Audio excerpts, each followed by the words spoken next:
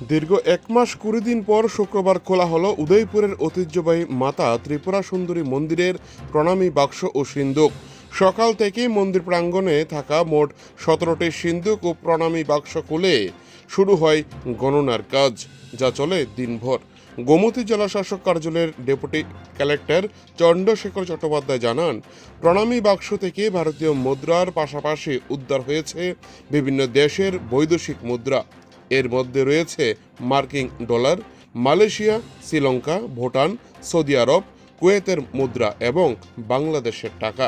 তিনি জানান, দেশ বিদেশের ভক্ত ও পর্যটকদের কাছে মাতা ত্রিপুরা সুন্দরী মন্দিরের আকর্ষণ দিন দিন বাড়ছে, যার প্রমাণ মিলেছে প্রণামী বাক্সে বিদেশি মুদ্রার উপস্থিতিতে। পাশাপাশি ব্যাংকের কিউআর কোডের মাধ্যমেও ভক্তরা মায়ের চরণে প্রণামী প্রদান করছেন। প্রণামী গণনার কাজ সুষ্ঠুভাবে সম্পন্ন করতে জেলা প্রশাসনের পক্ষ থেকে 18 সদস্যের একটি বিশেষ দল গঠন করা হয়। প্রশাসনের করা নজরদারি ও নিরাপত্তার মধ্য দিয়ে সম্পূর্ণ প্রক্রিয়া স্বচ্ছতার সঙ্গে পরিচালিত হচ্ছে বলে জানানো হয়েছে। মন্দির কর্তৃপক্ষের মতে, ভক্তদের অগাধ বিশ্বাস ও ভক্তির প্রতিফলন এই প্রণামী।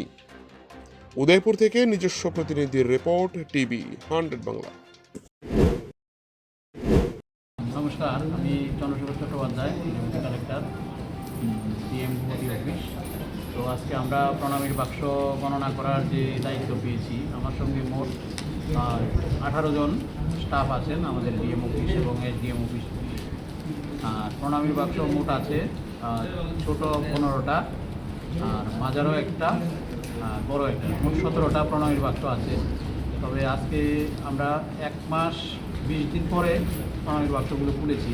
গত জুলাই মাসের 7 তারিখে খুলেছিলাম, আর আজকে 28 তারিখ অগাস্টের। তো কিন্তু একটু কম আছে মনে হচ্ছে টাকা। যাই হোক, আমরা গণনার কাজ শুরু করেছি, যথারীতি নিরাপত্তা ব্যবস্থা আছে। গণনার কাজ শুরু করেছি, আশা করছি যে সন্ধ্যার আগেই আমরা শেষ করতে পারবো।